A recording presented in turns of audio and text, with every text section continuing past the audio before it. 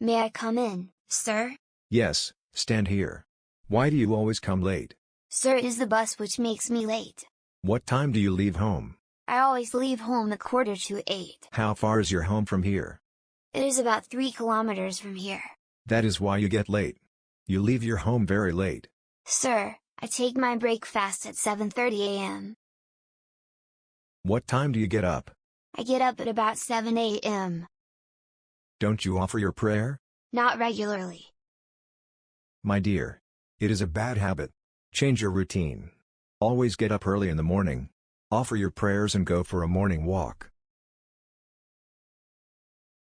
Sir, there is no park near our home. No problem. You can walk along the street in the morning time. Take breakfast at right time and then leave for school. You are right, sir. From tomorrow, I shall never be late. Good. One thing more keep in mind. Regularity and punctuality conquer the mountains. Thank you very much for your good advice. Can I sit now, sir? Oh yes, of course.